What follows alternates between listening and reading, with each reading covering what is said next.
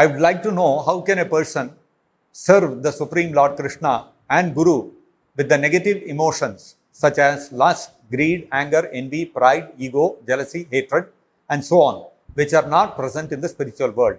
Are these emotions present in the spiritual world? How can we use these illusory emotions in serving the Lord and attain the supreme goal? Okay. We have kama, krodha, lobha, mada, moha, matsarya. Lust, this one anger, greed, illusion, envy. These are the 6 negative emotions. Lust can be engaged in Krishna service. Anger can be engaged in Krishna service. Envy can be engaged in Krishna service. How? What is lust? Actually, if you see, greed also can be engaged in Krishna service. What is lust? Lust is a perverted form of love. When love gets transformed on the material plane, it becomes lust.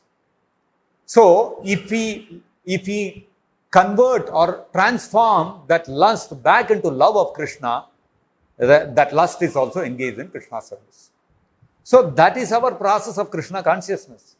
Our process of Krishna consciousness is to awaken our forgotten love for Krishna, and to the extent that our love for Krishna is awakened, to that extent our lust also will go down. Because lust and love are actually the same substance, the same emotion. The lust is a perverted form of love. So if you revive the original form of love, the perverted form will vanish. So all our lusty desires, we engage in loving Krishna, loving the devotees. By that, lust will automatically get subsided and doubted. And krodha, how do we engage krodha or anger? By becoming angry at people who blaspheme Krishna, people who blaspheme Vaishnavas. We get angry on them. Our anger is reserved for them. So, if you look at Hanuman is a great devotee of Lord Ramachandra. So much so that he is worshipped. People build temples for him. Hanuman is not even a human being. He is a Vanara. But we worship him. Foreigners, when they see, they think, what is this? They are worshipping some monkey. He is not a monkey. He is a great devotee of Ramachandra. So we don't see the form, whether he is human or animal, we don't see. His devotion to Lord Ramachandra. So anybody who is a devotee becomes worshipable. His body becomes immaterial. So Hanuman is worshipped by all of us.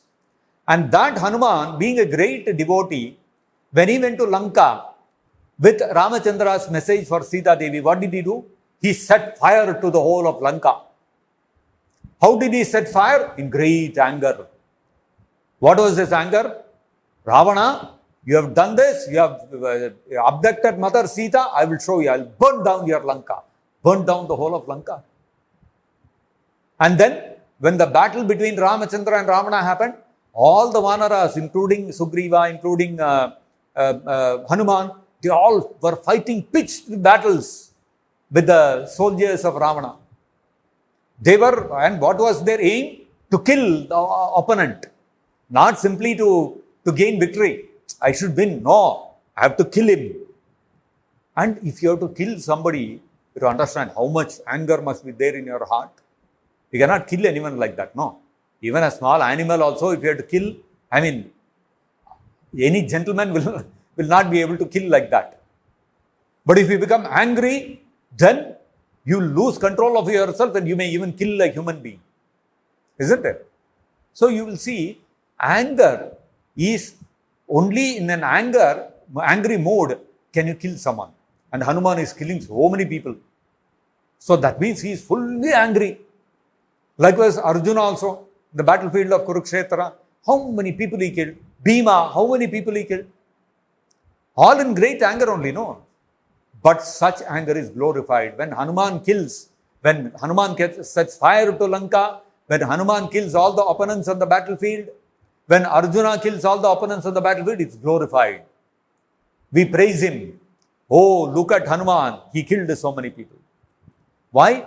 Because he did that in the service of Ramachandra. Arjuna did it in the service of Krishna. For their pleasure, they did, not for their personal thing. I mean, Hanuman did not have any personal enmity with Ravana, but Ravana had an enmity with Lord Ramachandra. Therefore, Hanuman became angry at Lord Ramachandra. Hanuman became angry at Ravana. Sorry. So you see, because Ravana was inimical to Rama, Hanuman became angry at Ravana. So anger can be engaged in Krishna's service by getting angry at people who are envious of and who are blaspheming the Supreme Personality of Godhead and His devotees. Greed. How do we engage greed? Lobha. Greed to possess anything in this material world is the cause of fall down. Greed and lust are symptoms of the influence of the mode of passion, Rajoguna. And as long as we are under the influence of the modes of ignorance, passion and goodness in this material world, we cannot go back to the spiritual world, we cannot be liberated. But in the spiritual world also there is greed, lobha, another kind of greed. Not the greed in this material world, the greed that we experience is the greed to enjoy myself, to possess, to increase my possessions. I should have more wealth, I should have a bigger house, I should have a bigger car. Greed, greed, greed. But in the spiritual world, what is the greed? The greed to please Krishna. I want to please Krishna more. Today I please Krishna this much. I want to please Krishna more. I want to please Krishna more. Never-ending greed to please, satisfy Krishna. That is liberating. That is transcendental. And envy, how do we engage envy in the service of Krishna? In the spiritual world, there is envy.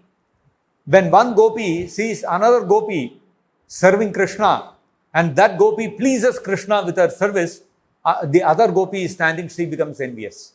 Oh, this gopi has pleased Krishna like this. I should similarly please Krishna. I should please Krishna even more. This is dovetailing envy. There is no ill will in this material world. Envy means there is ill will. Oh, this man possesses bigger car than me. Somehow I should destroy his car. Somehow I should pull him down. There is ill will. Spiritual world, there is no ill will. Oh, this devotee did such wonderful service for Krishna. I should do even better service for Krishna. There is no pulling down. There is no ill feeling towards the other person. There is only glorification and feeling of great appreciation. Oh, this devotee is so wonderful. This devotee is much greater devotee than me. She has been able to please Krishna more than me. So I should also become better and I should please Krishna more than her. This is the competition in the spiritual world. So you see, like this, all of these can be engaged in Krishna's service. And when it comes to illusion, you look at Yashoda Mata.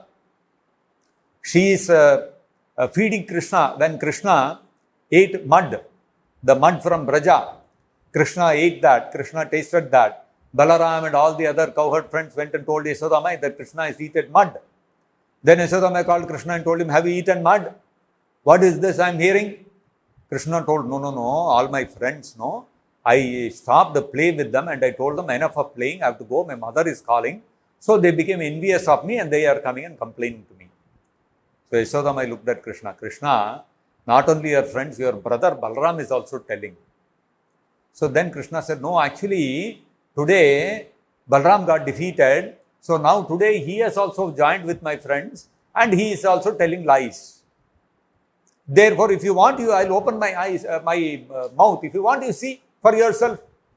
Then Yashodamai said, okay, open your mouth. Let me see. And Krishna opened his mouth wide. He opened his mouth. And Yashodamai looked into his mouth to see, is there any mud or something? And instead of seeing mud or something, what did she saw? What did she see? She saw the entire Brahmanda universe. She saw all the planets floating, all the sun, the moon, the stars. And in that she saw the earth planet also. In that earth planet she saw herself holding Krishna, looking into his mouth. And she got bewildered and she said, what is this? I am thinking that I am the wife of Nanda Maharaj. I am the queen of Braja. All this is illusion. What is that? After all, I am a speck of dust. Nothing. The universe is such a Brahmanda, is such a big universe. And beyond all this, this whole universe is controlled by the three modes of material nature. And beyond all this is the Supreme Personality of Godhead who is controlling everything. And she started thinking like this in a very high philosophical way. Krishna did not like it. He said, "Arey, my mother, oh, she started thinking all this philosophy and all this. What is this?" Immediately, Yogamaya covered Yashoda Mai's intelligence. And she suddenly, she opened her eyes and said, "Yo, some ghost has attacked my child. Chant all the names of Narayana, sprinkle cow dung, cow urine, let me protect my son. Some ghost has attacked my son." And Krishna was very happy. Now my mother is okay, all right.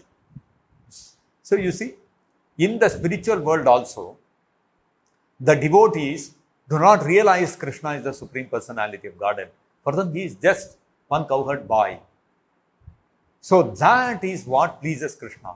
So, but then that illusion is not like the illusion in this material world. That illusion is produced by Yogamaya. In this material world, the illusion is permanent. We are always under the illusion that I am this body.